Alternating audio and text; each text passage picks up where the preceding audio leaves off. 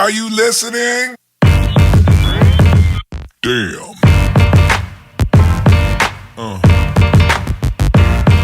Yeah. Yeah. Welcome back to the Business Influence Podcast, brought to you by Style ID Africa. I'm still Leroy Mark, still in studio with Lisa and Kevin, and we're talking about skincare and beauty and hair care. And we're venturing into a very interesting part of the conversation because I think lots of people find the conversation uncomfortable, especially in South Africa, because I think we have a very delicate history when it comes to identity.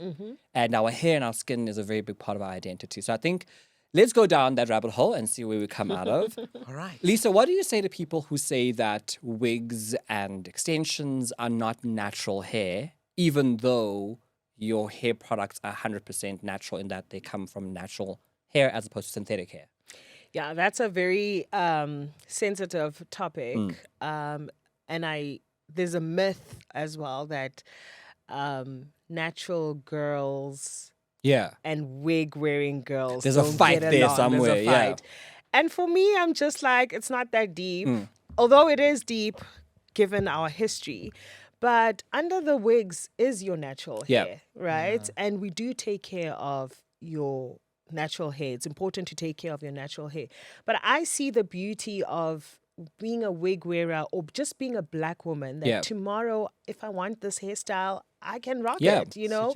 But if I want to be natural, I can be natural. Tomorrow I can braid, etc. And I feel like that argument or that fight has shifted now, where even natural girls are now tapping into wearing more natural looking wigs. Yes. Right? So the conversation about this texture not being natural for me is quite difficult to understand because you have Caucasian women, Indian women wearing wigs and extension, but you don't know that because it matches their texture. Right? But because I'm a black woman wearing straight hair, it's deemed as not natural. Or you don't like your blackness. I don't like my blackness. And I'm very proud of my blackness. I love my blackness. I'm just offering a product for those that also want to look different. My view is very similar to yours, but I think mine is, as you say, it's not that deep because in the same way that I can go color my hair purple tomorrow, I can have, with my natural hair, maybe natural in inverted commas, where, if you have a big fro, you can, slick it down one day, have pom-poms one day, have braids the one day.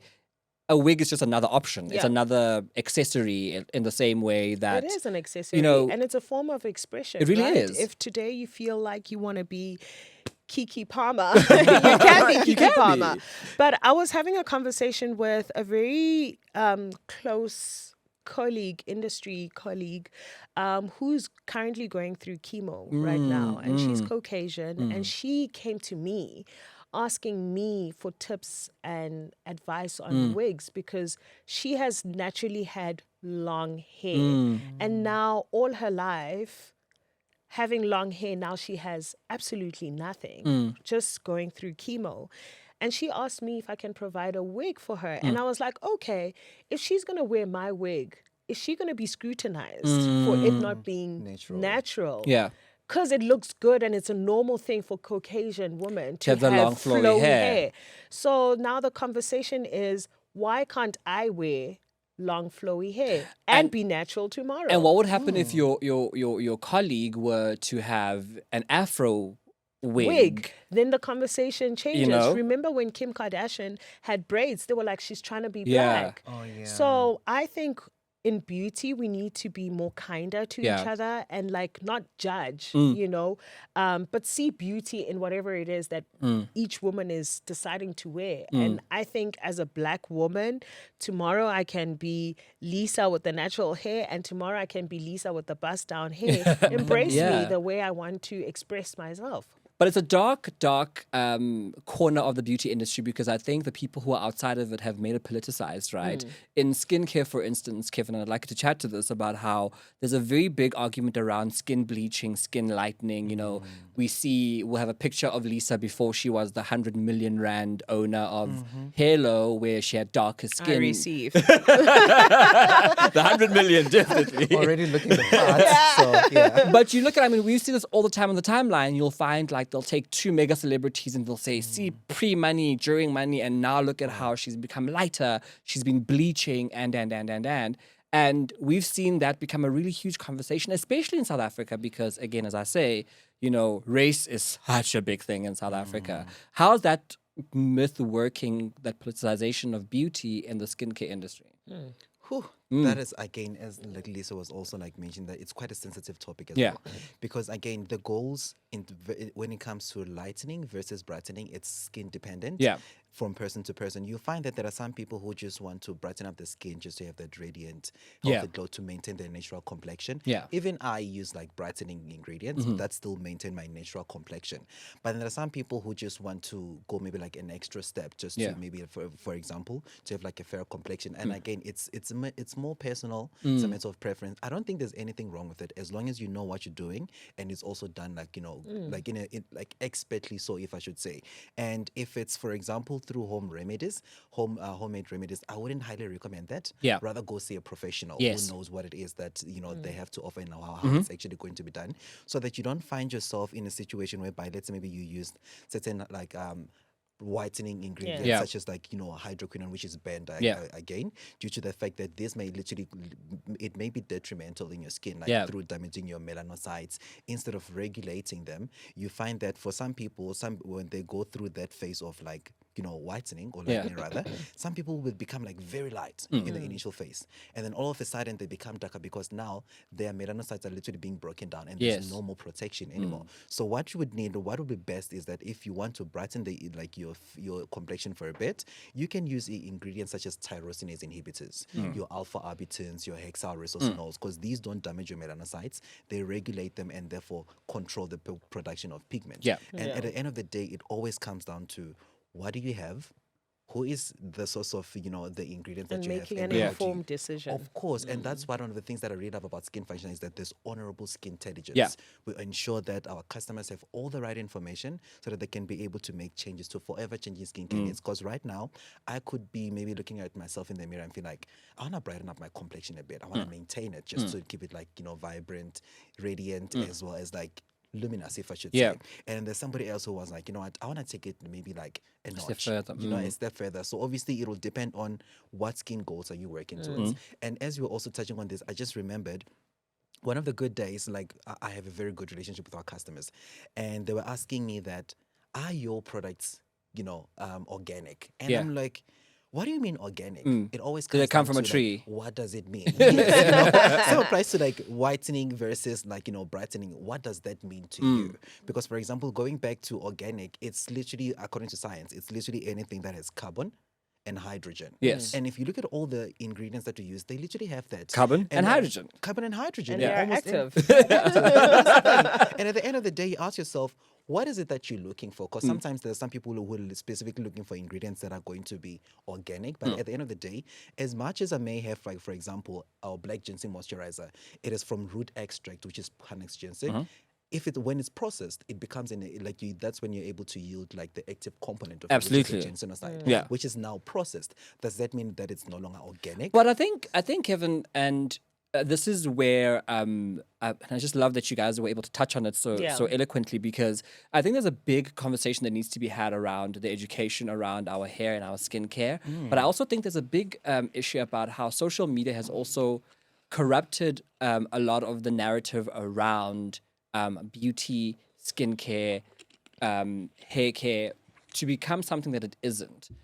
Lisa made the example that, you know, she, under her hair, she has very long hair. In fact, Lisa's I don't want to call it natural hair because your wig might be natural too. But course. but you know what I mean? The hair under your wig is healthy, it's long, there's nothing wrong with your hair. You just like this look for whatever reason. And then, switch it up tomorrow and you could be a different Lisa tomorrow. Yeah. You and I work out together. I've Yeah. seen you come in with your gym wig where you're like, listen, I'm coming to the gym. Yeah. I don't have time to do my hair and look Yeah. slick, but this is a very quick way for me to look presentable and not have to think about it, right? I also have my gym skincare. My Yeah, I always see you. yeah. So I'm interested in the role that social media, so the people who so many of us look up to, right? Because influencers have become our first port of call. 87% of the people who buy any ingredient have looked at it online first, or look at reviews about it. But how much does influencing and the influencer economy play in these misconceptions where we're thinking, oh, for it to be a wig, for it to be natural, it has to be these particular things. For it to be a good skincare, it must be these particular things. If you are brightening your skin, you don't like being black. If you're wearing a wig, you don't like being black. How much of that narrative is run by social media influencers? And maybe that's where the problem is, right? That the people who are entrusted to have a conversation with us, it might be the bad side of social media, where you guys are chatting about how you've been able to use this industry to be able to advance your entrepreneurial endeavors. Yeah. You've been able to, educate your consumers. And maybe the dark side of it is that the same people, khona bangayazi into abakhuluma ngayo laphayana, they just be talking. No, 100%, especially from an influencer POV. At the end of the day, when you're working with a brand, you're getting paid Yeah. to speak about it. And sometimes you're not actually sharing the real experience of you using that product. So sometimes that information is misled. I also feel like, truth being told, brands as well use these big bombastic words that actually overcomplicate the whole marketing message, where it's just simply good skincare, Yeah. skin with science, or just a wig that literally makes you look It's just a good. You wig. know what I mean? So social media does play a huge role in like the negativity of it all. But if it's used correctly and the message is clear and straightforward, then you avoid complications and you avoid the back and forth questions, Again, it's very important. I also feel like people that consume our content are not stupid. Yeah, They're really not stupid. So they can see that this is a reliable source. This person is bluffing me. So it's a catch-22. You just don't know where your information is landing. But yeah, it's important to make an informed decision when consuming content. Yeah. Yeah, and I think that we must not forget that as much as there are people on the timeline telling you stuff, you need to discern yourself. You need to figure out. You really need to discern yourself and make a good decision for yourself, because not everyone is going to sell you the right product. We are all trying to make a coin. Yeah, Abako too. Abako too. So yeah, reliable source. Reliable sources. Sure. Find a reliable source. Yeah. We are. And we are your reliable source. More of this.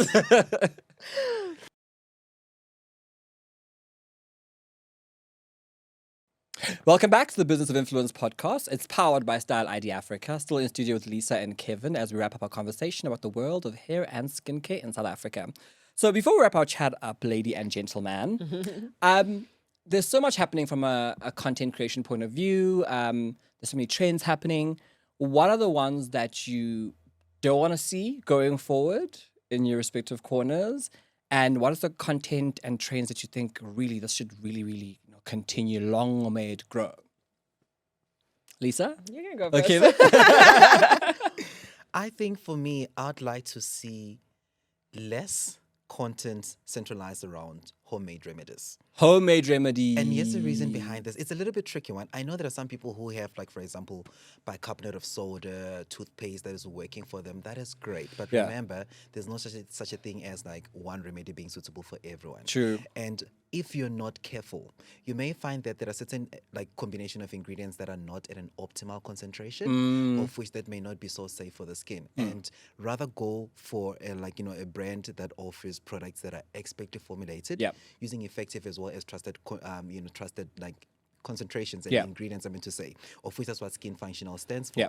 And I don't want to sound like that person who's just like, all everything skin functional just mainly because I'm with the brand. But Yeah. then looking at reality, you find that there are people with certain skin experiences who are going through the most and not having so much of like the best information so Yeah. that they can be able to make informed choices. And you find that there's somebody, for example, let's maybe like on a certain social media platform, they are trending. Yeah. And everybody like listens to them. They are so influential in that. Try your toothpaste, Yeah. mix it with a bicarbonate of soda, apply it on your like breakout spot area, Yeah. and you find that somebody like now has a reaction. So I think it'll be best for our people so that we can ensure that I think prevention is much better than cure. Absolutely. That is Oh, always so especially true. when it's skincare based, guys. I Once you've know. got the scar and trying to remove it, rather not get the scar. Yeah. Yeah, so with that being the case, it's actually one of those things that we also need to take accountability as well. That if there's somebody provide like giving like certain content to me, what do I do with it? Yeah. How do I process it? Because at the end of the day, if I come to you and say, try this homemade remedy, it was working for me, it's not guaranteed that it's going to work for you. Yeah. I know some people may also say the same around like, skincare brands as well. But then again, it always comes down to how are these products like formulated. So you need something that is expertly formulated using effective as well as trusted ingredients. Because at the end of the day, you find that there are people who actually worsens their skin conditions mainly because of, homemade remedies. So Yeah. if it works for you, that's okay, but then always do it with like extra caution. I would definitely love to see more people being more invested in their skincare Please. and also ensuring that they know what it is that they're incorporating and how it's going to, benefit them. For example, if let's say maybe you come to me right now and say like I'm experiencing hyperpigmentation and I give you our dark mark management, you have the right to know like how does this product actually help me? And I'll tell you that you Yeah. know what, there are tyrosinase inhibitors that helps to regulate the production of pigment and Yeah. therefore helps to address hyperpigmentation. So more like those kind of like concepts that I feel like they need to be put in place Yeah. in order to educate people so that our people can also be able to make like informed choices. I agree with you because I had a conversation when I got my skin functional drop, for instance, and it was around the the retinoids, and there was various concentrations, and I was so surprised at how many conversations we had about, okay, there's like 6 concentrations. Of course. Start at the lowest and see how you feel. And that conversation back and forth, I think, is so important because I would have gone, I want maximum Yeah. return on Yeah. investment. Of course. Let's go for the highest because Yeah. then it's more, effective. But as you say, more conversations have to be had. And the home care remedies, I worry about backup, guys, because you're also washing clothes with that stuff. So Yeah. Yeah. thanks, ma'am. And you are also In your- using in your it in your face. drain. Lisa? I would love to see more videos showcasing wigs and extensions in their natural form. Okay. So when you log on and you're searching for wig companies, you'll see beautiful model with the perfect hair. But truth of the matter is, to get that perfect hair, you need to know how to maintain it. Nice. Right? Yeah. So you need to see how the hair is in its natural form after washing it. It's not silky. The straightener and the combing and the blow drying makes it silky. Got you. Just like anyone wearing natural hair, when you wash your hair, you don't walk out the shower with silky It hair. returns to sender, ma'am. You know what I mean? You need to maintain it, right? So the wig itself is not perfect Yeah. as well. You need to invest in taking care of it. So I love creating videos that show how the hair looks in its natural form and how it looks when styled. Yes. Because then people will buy into the wig that is styled, and when they wash it back at home, they'll be like, but this is not what I bought. Yeah. Of course. So let's be real about the products that we are selling and educate people on how to take care of them. I think you touched on such an interesting point because I think it's a 360, Yeah. right? We know that when you buy a car, it's shiny, they put it in this beautiful color, and. And the car is not different when it comes to your house. No. When you buy the car, but it just doesn't look as The it same does. Yeah, after you know a what I mean? week. Like, Yeah, yeah. after it's a little bit gray because of the bird pooped on it or whatever. Yeah, But 100%. but you're so right that we need to be aware what everything looks like before. I think it's the same thing with skincare. Yeah. You know, so many times we see, influencers will come on board and show you a skin trip care product. And then, but I'm like, but I can tell you're wearing makeup, ma'am. Right. I can tell, you know. 100%. Let's be real. Let's be real about it. The real results of purchasing this product. Yeah. And you said it best that, we need to, this is our consumers are not stupid. They're not. And we need to be so smart about how we do it. Yeah, transparency, I feel. Yeah. That is so true, Yeah. which is actually one of the core brand values that we stand by with Skin Functional. And in customer service, I know and understand that how I treat my customer is the same way I'd like to be treated. So how Absolutely. I treat them will also determine how I may potentially want to be treated. Because if I don't treat you as best as I can, how am I going to, how do I expect somebody else to treat me better? Yeah. Yeah. So that's also very important. As Yeah, well.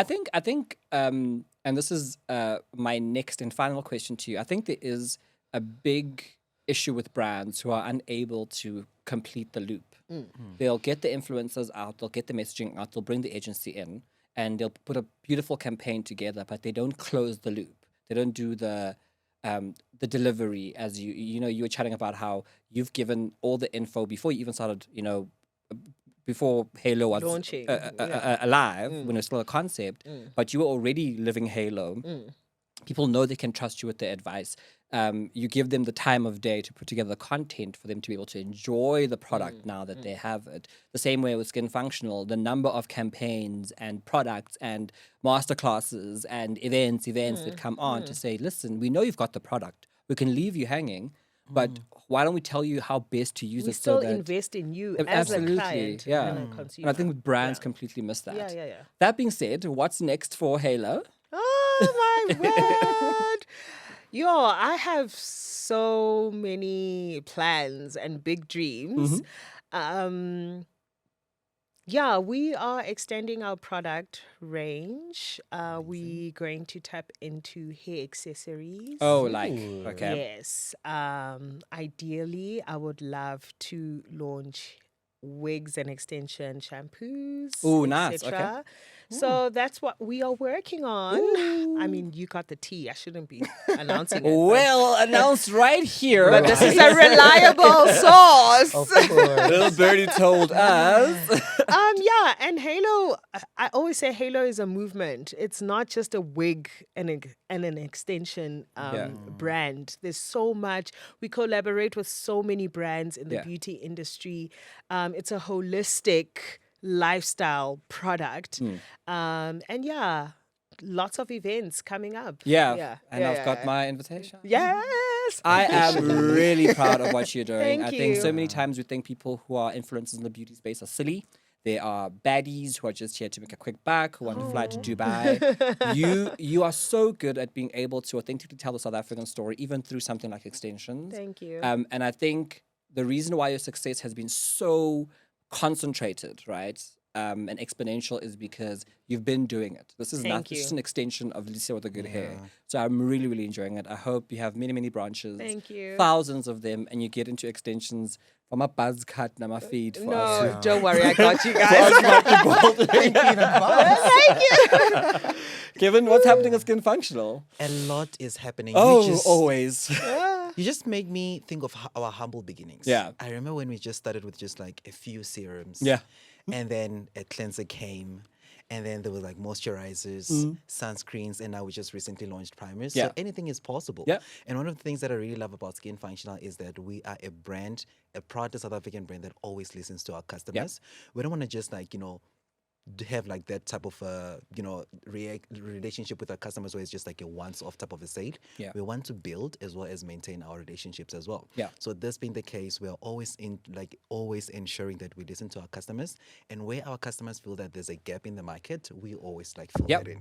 And one of the things that I really love about our customers is that they're also very supporting. Yeah. And with Skin Functional, we are able to stand because of our customers. Yeah. There is so much that we still have like in the timeline of which we are, Yeah. I like Working saying on that. We're already giving an official invitation to what's happening.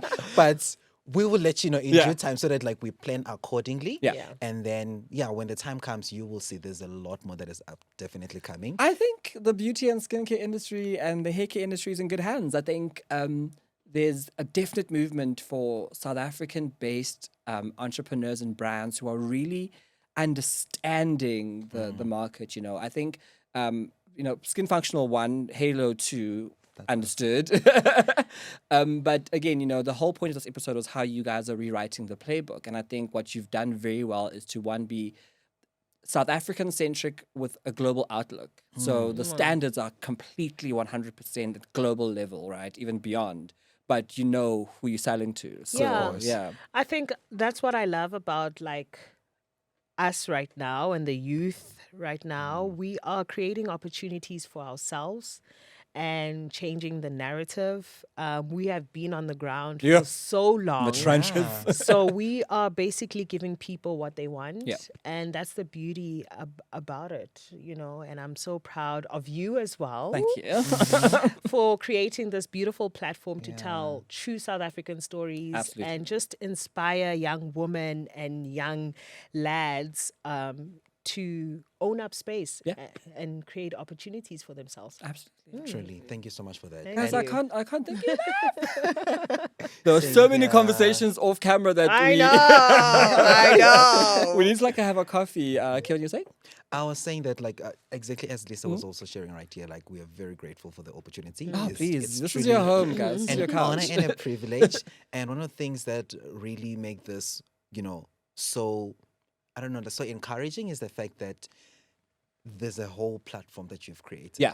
And of which, as much as we're on a local setup, it's also giving global domination. Oh, yeah. Yeah, And we're of- not waiting you for know? opportunities. No. We're creating them. Absolutely, so I love it. 100. Zoe said you must occupy space, and darling, we'll Yes, cement occupy. yourself. We'll occupy. I can't thank you enough, guys. Thank you. Please come Thank you back. so much. We will be I think back. there's lots of conversations we're still there to have, but I think you guys are really giving the business of influence. You are influencing spaces and you're turning it into businesses, and we love that this little world of ours can make bank, it can make sense in shillings, and that our audience is able to have the privilege of looking into your lives. So thank you for your time, Thank for coming you. through. Thank you for having Always us. welcome. Come back and have some coffee. Okay. I told you I bring you wonderful people. The Business of Influence is live on Style ID Africa and everywhere where you get your podcasts. But remember that this is money that we're making here, but we need to make it with a conscience. And we're so happy that you're able to come on the journey with us. Stay tuned. We'll see you again next time. Are you listening? Damn.